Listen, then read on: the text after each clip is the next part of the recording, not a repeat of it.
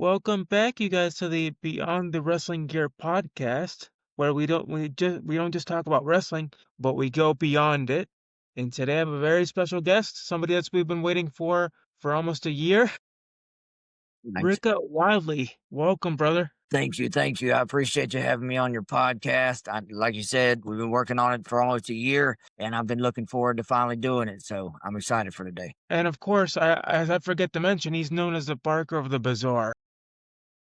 Yes, yes, that is the stick, that is the work, that is the lifestyle. So, So tell me a little bit about how you got started in the wrestling business. How did this all come about for you? well, as most of us do before we get in the wrestling business, we start out as fans. I've been a fan since I was 8 years old. I fell in love with wrestling at 8 years old, and when I say it took over my life, it was in any and every aspect of my childhood. Just because I was kind of obsessed with wrestling, just like with any other kid, growing up weird. It's an escape, and that's why especially in the '90s is when it, really captivated me and drew me into the product. And fast forward through crazy life growing up, through high school, early teens, 20s, all of that good stuff, having a kid, being married, getting remarried, all the craziness that life threw at me. At 30 years old, I put myself in a pro wrestling academy in Central Louisiana, the United Wrestling Entertainment Academy of Central Louisiana. And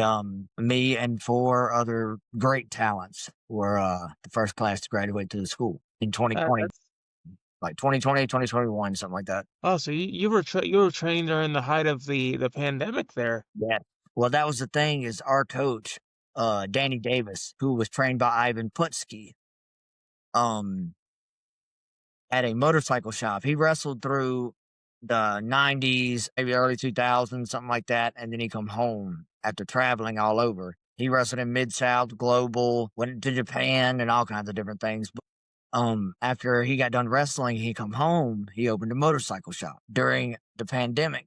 Nobody wanted to be outside, motorcycles, and he decided to open his school back up and go with what he knows. He knows, and that's wrestling. So What was it like for you to train during the pandemic? I mean, everything was pretty much shut down. You couldn't well, really have any crowds in the attendance. I mean, was it just you and the students in that yeah, pretty school? much. The coach and us 5 guys. Yeah. For the most part, they're every little while because we done it for 6 straight months pretty much. And for I'd say just a handful of times there would always be somebody else there to help coach with different things that we're practicing. But for the most part, it was just us 6, us 5 trainees and the coach. Well, that must have been pretty interesting having to alternate between each of you doing the training drills and just going about the session all the time. I mean, yeah, totally. Because when you're still having to wear a mask, because you Mm. got everybody here also has normal jobs, and some of them work with the public and things like that. Being around anybody at that point in time was kind of standoffish. So at first we were having to train with masks on. So I mean, you're running the ropes, you're taking these bumps, you're getting the breath knocked out of you, and you're wearing a mask all at the same time. Did you start as the Barker of the Bazaar early in your career, or did you do something different? Well, thing was is have you ever heard of e-feds online where they do promos against each other? No, I've never heard of that. That's interesting. Yes, yes, it's literally wrestling without the physical wrestling. They cut you have a character, I'll have a character. They cut promos on each other and they have matches that way, and whoever wins gets actual titles, like legit title belts. Well, that's pretty cool. Yeah, shipped to them, and then if somebody beats them in a talking battle or a promo battle, then the belt gets shipped to that next person, and it just continues that way. But that's Interesting. where Rika started. That's why I was telling you that to tell you this. That's where Rika started. I was doing that, learning how to promo, learning how to edit videos, and all of that craziness. Rika started there, and as I started actually got into, I've been doing that for about a year or two, and I finally got into the wrestling school. And once I done that, showed up at the school and told coach, "This is my gimmick. This is what I'm doing." Now, at the time, I didn't have all the lights. I had the top hat and the tailcoat and the mask. That was pretty much it. But I ended up taking my first outside. The reason I ended up putting the lights and all that on it was if when I first went to a event outside of my normal home base, I showed up and it was just a ring in the middle of a gym with a black curtain. That's it. There was no lights, there was no entranceway, there was no pizzazz, there was no nothing to catch the eye. And I was like, hey, if I got to worry about it, it really helps me get hyped if there's lights and flashiness and a fog machine and all, just like anybody, it helps them get amped up for the match. But if you don't have that, it really kills my vibe. And I know it's killing the audience's vibe. It just shows a little professionalism and it shows how you want to make your characters and your roster look bigger and better. But anyway, they didn't have anything like that. So I was like, next time, if I have to go back there, I'm not going to worry about them having lights or not having lights. I'll just bring the lights with me. You know what your outfit and your gimmick really reminds me of? Insane Clown Posse. Yeah, that's what everybody says. That I get Bray Wyatt a lot. I get the Wyatt Six because of the family. I mean, it continues that way. But the thing about it is, man, I grew up a juggalo. I did. I did. I mean, I'm still love ICP to death. I've wrestled at the Gathering. I've wrestled for JCW. But the only thing is, I don't want everything. The mask is just that. It's a mask. I don't do any kind of clowny anything. Literally, my gimmick is farthest from a clown possible. I do a weird laugh. That's about that. The mask is all a subplot to the entire gimmick. Yes, it catches your eye. It makes you look my way. And after that point, once you develop into the character and get to know the character, you're like, okay, this guy, they've booked me against clowns, other clown guys and all this kind of stuff, but that's the whole reason I ended up going with the barker of the bazaar and not the clown of the bazaar. You wanna be more of, like, an aggressive type of not aggressive, but you wanna be respectable, you Well, know? my job is just like a carnival barker. I've said this on multiple podcasts. I'm a walking, talking history lesson.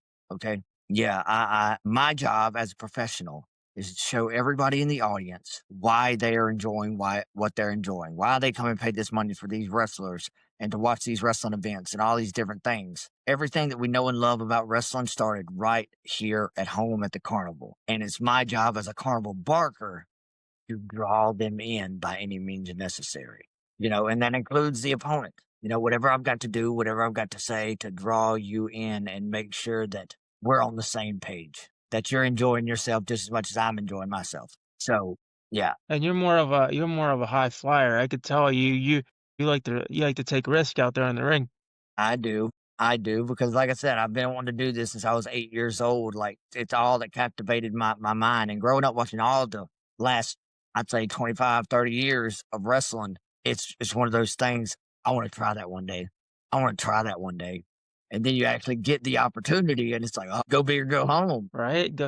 You only get one life, you gotta enjoy it. I mean, I don't know how old, I don't know if I'm gonna make it tomorrow, let alone to be 80 and hurt. Like my body's all contorted, but it's one of those things. I've got to enjoy it now, just like you said, and just like the swanton off the cage. I done that not because it's something I've always wanted to do. Ever since I saw folks jump off the cage in like WWF days, I was like, if I ever get in a real cage match, oh, it's going down, and that's what happened. For you, who catches your eye right now in the current product? You're like, man, I want to have a match with this person.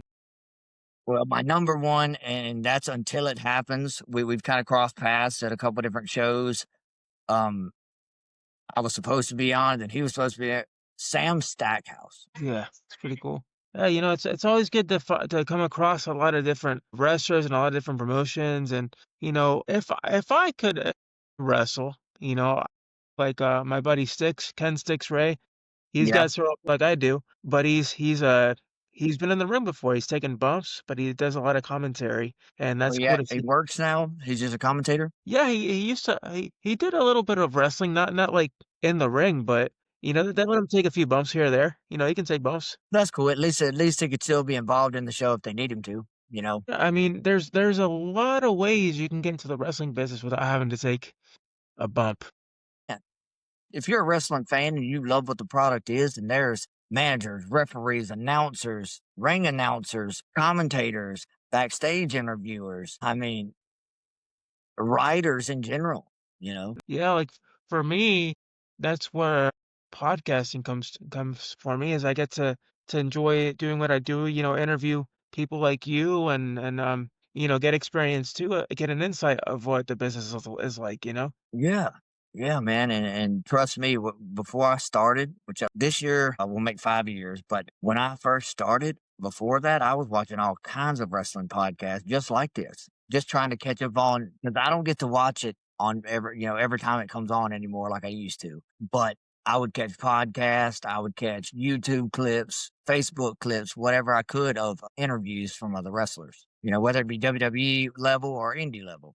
But that's how you learn the product, and if you ever come across somebody you kinda know about them, it's a constant history check. It's a Hmm. constant just you never quit learning. That's right. It's life is full of education. Anywhere you go, anything you do, you learn something new. Oh, yeah, and if you ever think that you know it all, it's probably time to quit. Yes, yes. And then for you, as far as your the whole gimmick, where did it come from for you? Was it a fascination for just the lights or Well, the thing is when I was younger, I've always loved clowns. Even before ICP, it was one of those things that it just said, yeah, it was just all a thing.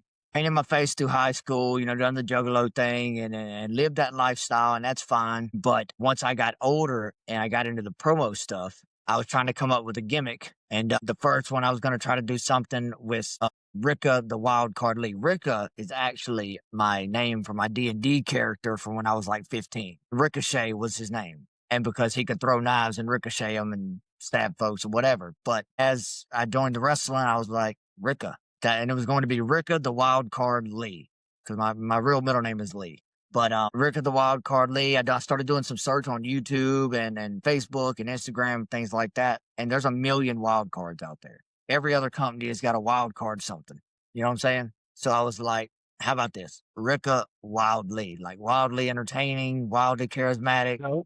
It's something of that sort. And that's kind of how that was born. I wanted to do something with the freak show Bazaar vibe. And it just became originally in the promo stuff, I was the bastard of the Bazaar. I was a heel character. And once I transitioned over into the wrestling, got in front of the fans, I instantly become a face over as a face. And it became the Barker of the Bazaar. What do you prefer? Do you prefer being a face or a Oh, heel? yes, face all day. Face all day. Do you There's find it easy, Do I find wrestling easy? like the No. like the gimmick, like just being a face easier Oh, than yeah. being Oh, yes, dude. I mean, once I've been doing it so long now, it's second nature. And, going into a place and people looking at you, especially kids, things looking at you like you're scary and weird and all that. And then I'll drop down to one knee and get to their level and be like, look, we all wear masks, man. Everybody wears them. Just because I look like this doesn't mean I'm not the most awesome guy you'll ever meet. Teaching kids, man, not to judge a book, sending a positive message without just blatantly sending a positive message. You know what I'm saying? Yeah, it's huge, especially for kids nowadays, in today's society. Self The esteem, the man. online, it's terrible the way these kids are treated. Yep. Yep. Yep. Yep. Yep. I mean, I believe that even if you don't know what the future holds, these young people are our future. They're going to be what we're at eventually. And, the new generation will roll in. So if we don't encourage them and try to inspire them now, what future do they have?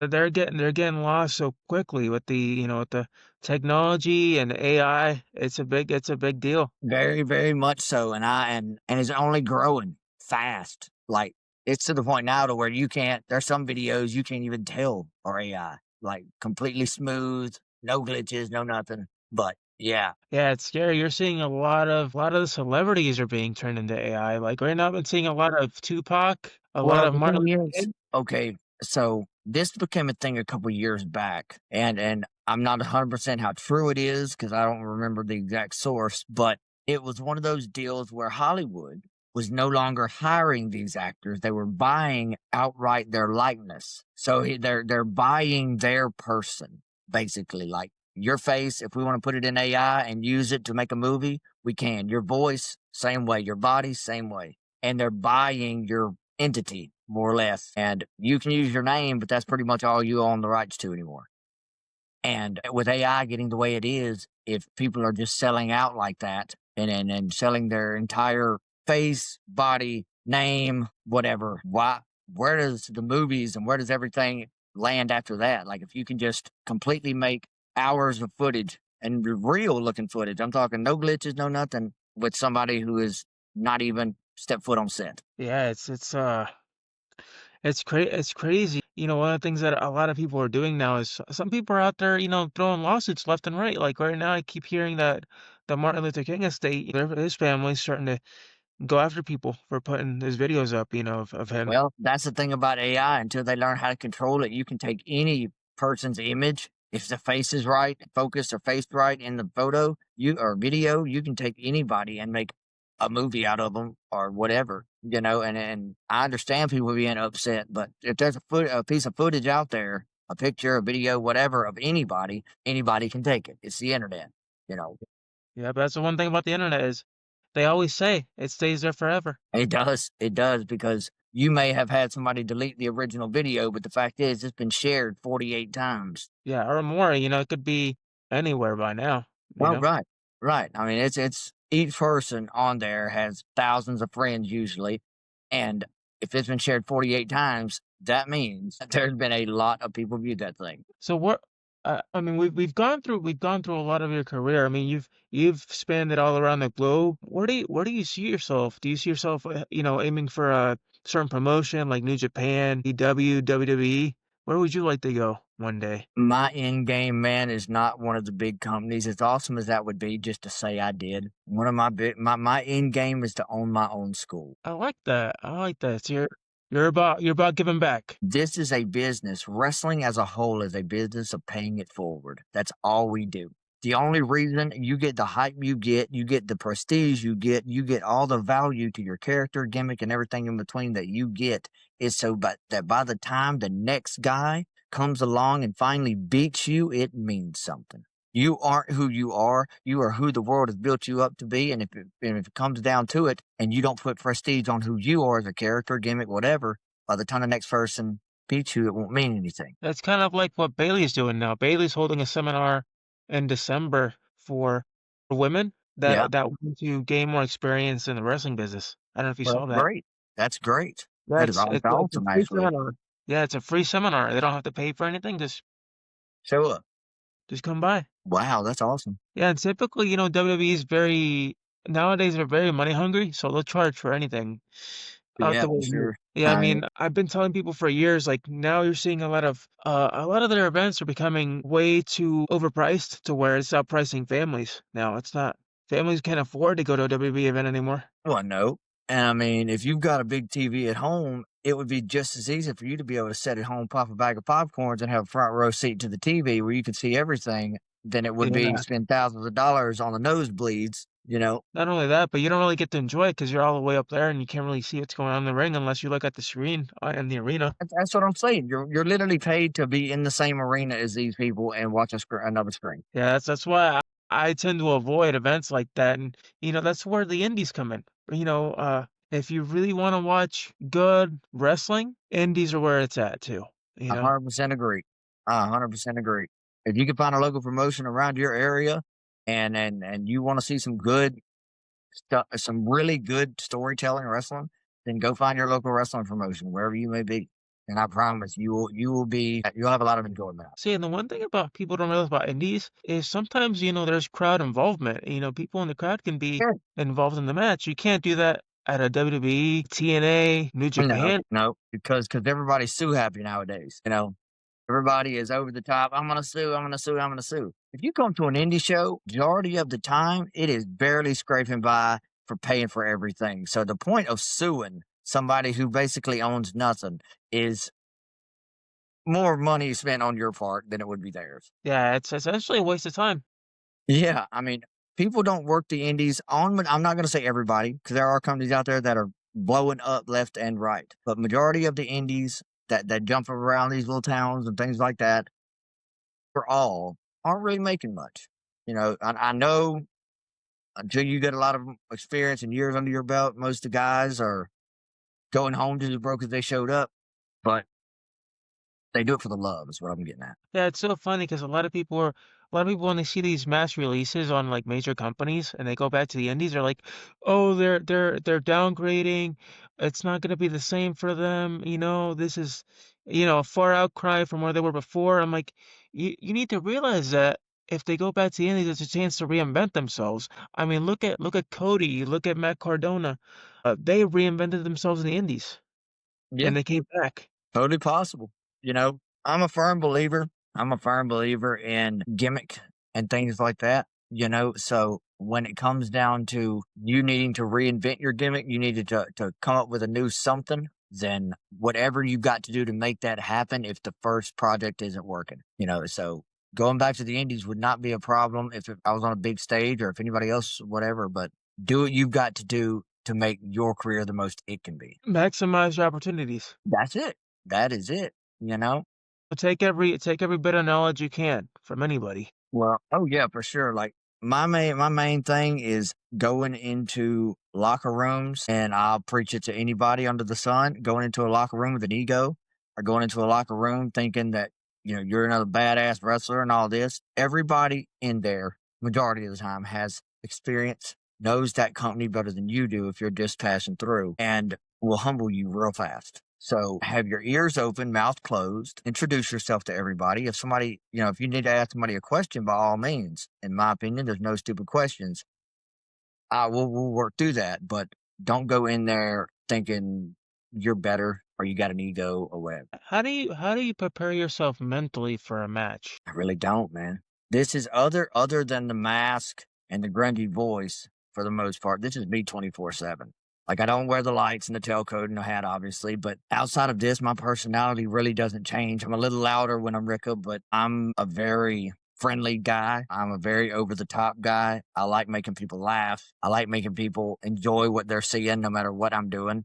And going through that curtain and being able to do that and a scream and holler and just get all my frustrations out through that and be able to do that with nobody calling the cops or you know what I mean? Like nobody going, that guy's crazy. I think it's very therapeutic, honestly, but I enjoy this character so much. And I think that's what makes it so believable to people is because they see me. I don't break character till I'm back in the locker room. They never see me out of character and or they never see me change it. Let's put it that way. Like never see me take the mask off or anything like that. I'm either normal me or I'm Rika. There's no in between. And with that, people enjoy how dedicated I am to the character. So Do you, do a lot of kids ever come up to you after the show and they want to take a picture? after the show, during the show, I walked out to grab a Coke out of the ice chest yesterday right before the show started off. We were in Lufkin, Texas, me and Gluttony. Gluttony had a casket match, but we were about to start the show. Randy grabbed me and him a Coke out of the ice chest, and four kids bum rushed me at the Coke at the ice chest and was like, "Hey, let me get some pictures." I'm like, "Dude, we got intermission in just a little while, and I'll sign whatever you want me to sign. I'll take as many pictures as you want to." But literally, they were starting the show, and looking like I do, I don't want to take any attention from what's about to happen. You know, Like, 'cause you got you're on full gimmick, and all you want to right. focus on the match, at the beginning. So Well, usually most shows around here, especially, start at 6, and the doors open at 7. They open the doors to let people in around 6, and bell time is at 7. That's what it is. Seeing all these people, they start filling the building around 6 o'clock. So in between 6 and 7, the place is slowly filling up, and I'm not going out there in half gimmick and kill the show for the rest of them. right, right. Especially because you want to keep up. A lot of people say kayfabe is dead, but honestly, it's still alive in some form of way or fashion. No, it's just moved to a different type of viewer. Right, Not that right. it's dead or it's for the ones who matter. It's never been alive. It's Exactly. always been, yeah, it's a secret, but there's just a smaller circle of people who talk about it. Nowadays, it's worldwide.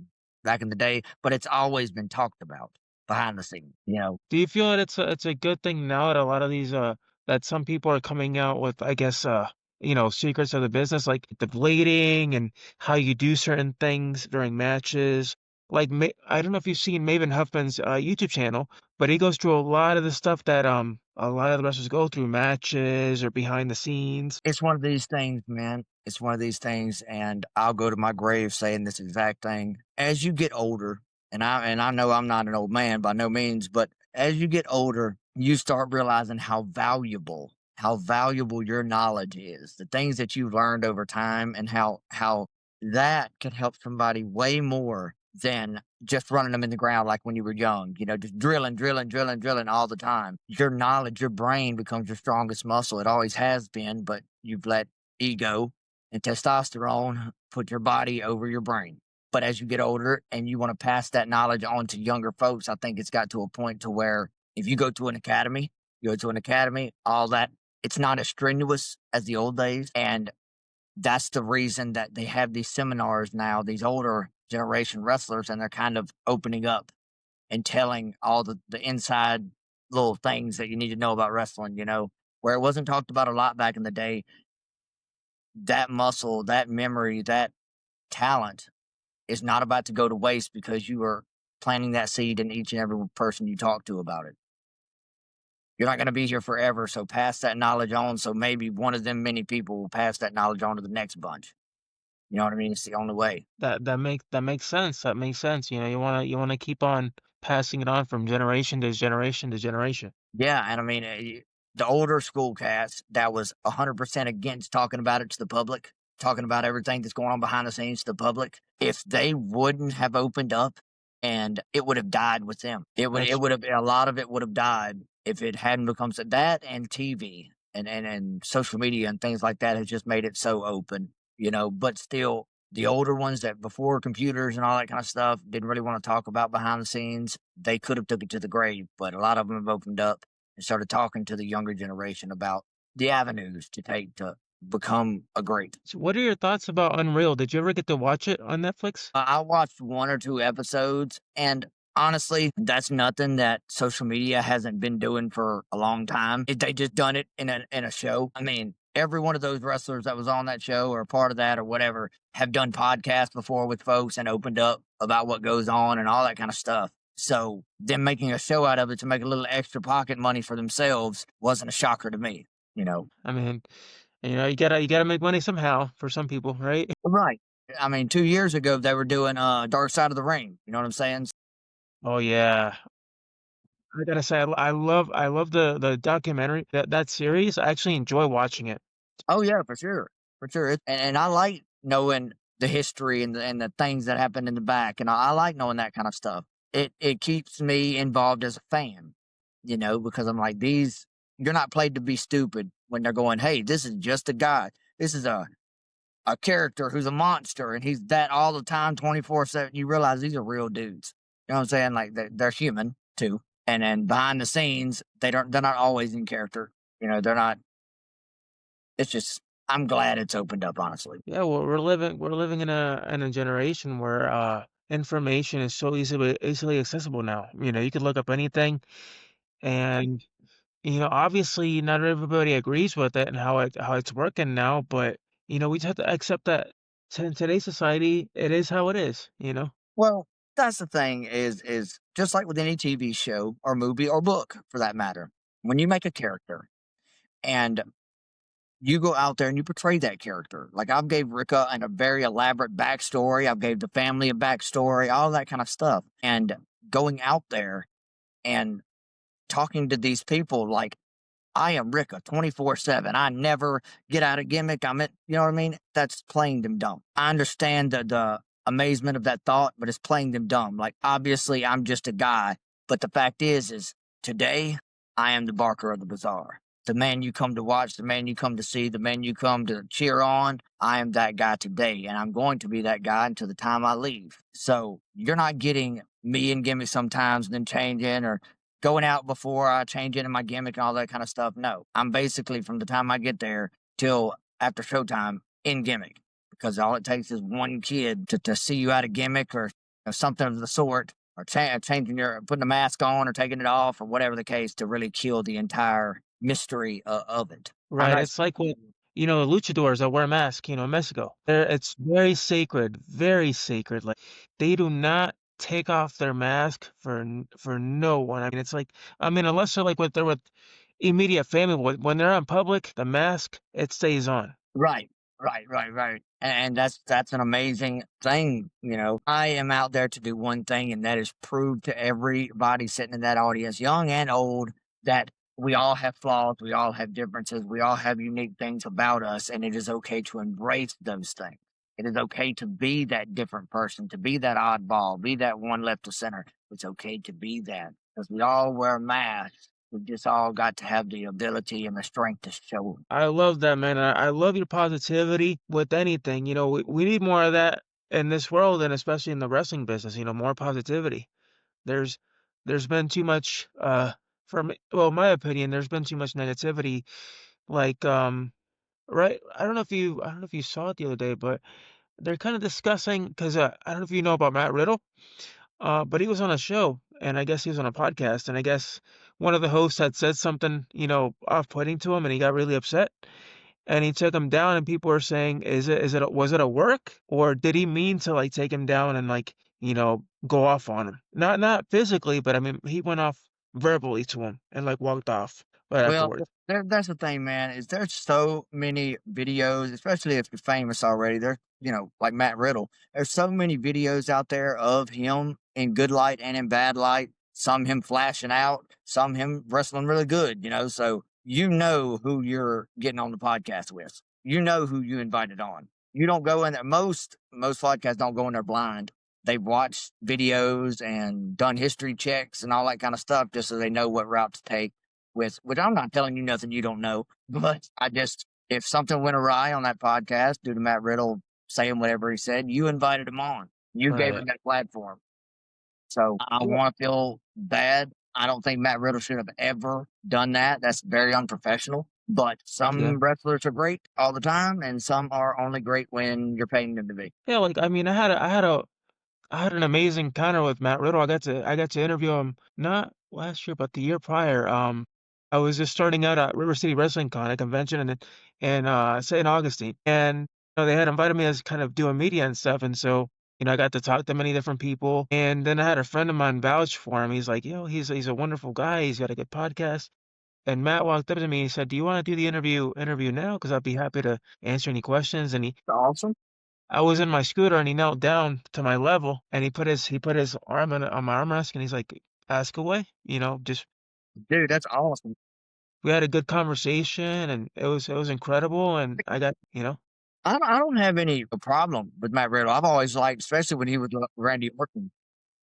But it's one of the, and that goes for not just him, but anybody that gets invited on a podcast. You don't go in blind. You know kind of how these people act and if they're more egotistical or whatever the case may be. I mean, for me, it was more of like when I had seen that, I'm like, that's not the Matt Riddle I know. The one that I know is cordial to people, is very, very nice. I was shocked and disappointed at the same time. Very, very much so. And I ran into him last year or this year again as well in June and July, and he was very very nice and cordial again. I got to meet his I think it was his girlfriend or his wife there, and we had a conversation. And she has a son with cerebral palsy. Oh, wow. So and then we got connected, and she's like, I'm trying to work on a nonprofit, and then you know call me, hit me up, and we'll plan something. We'll come on your podcast and we'll talk about it. And so Great. that's a beautiful thing too, is when you're yourself and you're cordial and you're kind to people and you don't see them as kind of like a meal ticket, because some of these podcasters and stuff, they try to dig for like the bad stuff. They want to go for like the meat and potatoes. They don't want to really know the person behind all of that. You can go and we're in the wrestling business, we're gonna call it cheap heat.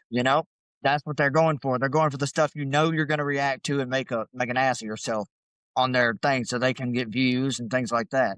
You know, if that's all you're out there for, that's horrible on your part. But the fact is everybody has a bad day. Yeah. Nobody is cool, calm, collected 24/7, no matter how it may seem. So Matt Riddle flashing out one day on a podcast is okay with me. He's a human before anything. Yeah, he might have had a bad day or something that might have. You don't know what kind of call he got earlier that day. It could have been a family member passing away or it's anything crazy like that, and it could have really messed his day up. And then he still got to do your podcast, and he was just on edge. I'm not taking up for the guy. I'm not saying he was in the right. I'm just saying you don't know. Yeah, you really don't know, and especially if you're someone that's not very well versed in the wrestling business, like I mean, in the actual business itself, you shouldn't go digging into controversy and try to get cheap heat for nothing. Right? I agree. I agree. Like I as a podcaster, I know when to stay out my lane.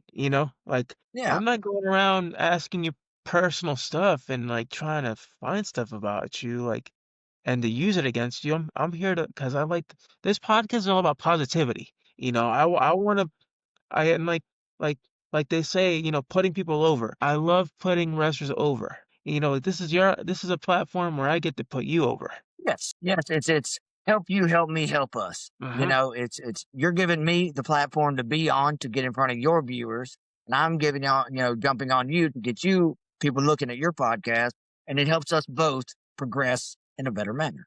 So I love that. That's how it should be. We should all be helping each other. Right, right. Yeah, that's I agree. That's one of those things that I wish was 100% true all the time. But if I found out one thing in the wrestling business, I found out 100, and that one thing is most people. There are exceptions to everything, but most egos out there in the locker rooms are out for one thing, and that's themselves. They may play the that's why I don't really hang out with but a handful of people. Very, very small circle. I got a lot of acquaintances, ain't got many friends. You know what I mean? Yes, and that even goes to like normal everyday life. Like what these kids coming up in school need to realize, just in general, is you may make a lot of friends and a lot of acquaintances while you're in school. You're in grade school, middle school, high school, but at the end of the day, when you graduate, you're gonna realize who your real friends are once you leave all that behind. 100%. 100%. I've only got a handful of people that I've talked to since like high school. Everybody else has kind of distanced themselves and all that, and all for good reason, for one reason or another. But it's one of those deals. The ones that I still talk to from high school were my best friends in high school. So, like Gluttony, me and him that are wrestling together. I was his trainer technically. Dapper Dan had me training at the facility for a little while, and I trained him in wrestling to get his license and all of that. And now he's part of the family affiliated. But me and him have been friends since we were 14 years old. That's awesome. So, Yeah, I've had friends that I've been friends with since like middle school. I mean, right, we're right. st- and we're still friends to this day. So about 20 years now. That's me and one of my biggest rivals, Gatekeeper. We have went against each other time and time again, and we went to school together and knew each other since we were 9 years old. Well, he was probably about 8, and I was 9 or 10. But yeah, either way it goes, we grew up together. Like I've got VHS tapes of us jumping on the trampoline in the backyard and playing when we were kids. And yeah, he's another one that I watched with me grow up and get into this business and make something of it. Yeah, at that point, he's your brother. That's Yeah, how it's oh, dude, no doubt, brother. and we We didn't stand. talk for a long time, but once the school opened up, I think we had been in there maybe a day or 2, and he come walking through the door, and I had the mask on, so he didn't know it was me. So I walk up to him like, "What's up, bro? What's going on, man? It's been a long time, just catching up." And then I took my mask off and I showed him, and he was like, "Well, dude," and we just been kicking it like that ever since. I mean, no, he is one of my biggest on-screen rivals, I would say, just because our chemistry, you know, we've been talking about this and planning these matches since we were children. I bet you're very happy that it turned out that way. Dude, and one of my best friends that I met in high school, Brandon Randall, aka Logan Wade, he passed away a few months ago. He was 33, but he had passed away of cancer, and we done a benefit show for him, and he was in that first class as well with me at the UW Academy, and we talked about wrestling, and that was kind of me and most of my friends, that was our mutual thing was wrestling. So that's really how we clicked up. And when the school opened up, me and Logan Wade was one of the first 2 out of 5 in that class, and it was crazy that we actually got to live that dream together. And to this day, you're still doing an amazing job, and I have no doubt that when you open up your own wrestling school, a lot of people are going to you because you obviously have that aura, that vibe about you that's positive, and that's what we need more in this business. Well, I really appreciate that, man. I love wrestling, and I always have. Even growing up, when other people were getting into girls and parties and all that stuff at high school, I was still wrestling. Okay, still talking wrestling, and ended up having a kid at 17, and wrestling got put on the back burner and that's why it took me till I was 30. It took me till I was 30 to actually go to wrestling school and all that because I had to deal with this kid. I had to raise this kid, Right. go to work more or less, and then start making some real money to support this kid. But anyway, so through all of that, what is there left to do than to give it all that knowledge that I gained through doing all of that back to the next bunch of people? Once I have my school, I'm going to have one day. I've got to. I've got too much love for this business not to make a career or a job out of talking what I love and talking what I half-ass know. You know what? You know what you sound like? You sound like Dusty. Dusty was very he always gave back to whoever Yeah, came with the doors. I'm not going to be here forever. Nobody is. No matter if You you're know, champion or if you're a career wrestling or whatever the case may be, nobody's going to be here forever. Nobody makes it out alive. So it's not about the things you do here. It's about how you make the things you do here mean something. the legacy you leave behind. Yeah, dude. Most people, they blink and they're 60. They've worked their whole lives. Yeah, they've got a fat bank account, but they're so broke down that they can't do anything with it. So it ends up becoming generational wealth and they pass that on to kids, grandkids, so on and so forth. And that was their life.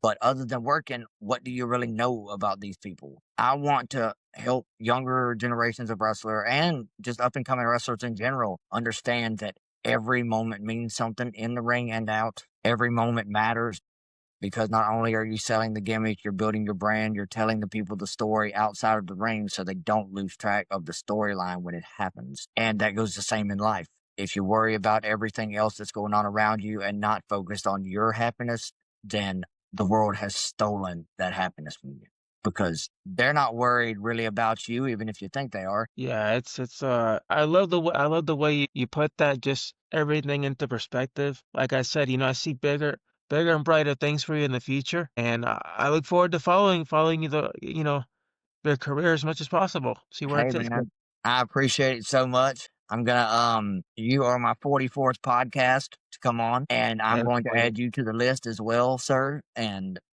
I had a blast, and I'm down to do it whenever you are. You can keep up if you got any dude. If you ever need me or got any questions, seriously though, hit me up at any time. I don't mind, and if you don't mind, I'm going to leave this here, and it's a positive message that I Yes, always go for it. say at the end of my podcast, and it's always push for positivity. Always make the most of each and every day. If you get a chance to make change, make that change because there's so many people out there that will never get the chance to make the changes you get to make today. Okay. So if you see somebody going through some troubling times, be that ear to listen, be that shoulder to lean on. You don't have to fix their problem, but just let them know that you're there for them if they need you. And one day when you're going through your own troubling times, as we all do from time to time, somebody will be there to pay it forward and give you that good shoulder and give you that ear to listen and be there to help you through whatever you got going on. So just pay that positivity forward. That's the message. Thank you for sharing that, brother. And where can my listeners find you? Basically on every social media. If you click the link in my bio on my TikTok, on my Instagram, it's Rika Wildlee official. But if you just Google the name Rika Wildlee, I found this crazy a while back. Is I Googled myself. Okay, I'm that guy, but I did, and I'm the only Rika Wildlee out there. There's other Rikas, there's other Wildleys, but there's no Rika Wildlee. So if you Google that name, all of my socials will pop up, and y'all can just follow me wherever. You got it easy. You got it easy. They could find you then and there. Yeah, dude, Easy. I'm the first thing that pops up when you type in my name. So I'm just gonna try to keep that going. I mean, if I were you, I'd trademark it. I need to. I really do need to. I may do Yeah. that at the first of the year. Good stuff. Yeah, trademark everything. The gimmick, the name. That way, if you ever decide to do other ventures, like you said, at wrestling school, Right, you can right, right, right, right. use it. I need to do that for sure. Well, thank you, brother, for your time. I Yes, really I appreciate it. appreciate it. You guys have a blessed day. I'm gonna go and rest up before I gotta go to work tomorrow. But other than that, hit me up anytime if you need anything, brother, and y'all have a great day. Well, dude, and like I always say, if you ever want to come back on, you're more than welcome. Yes, sir. I really appreciate it. Have a good one, brother. I'll holler at you later. Thank you, everybody. Have a good one. Until next time. All right. Bye, everybody.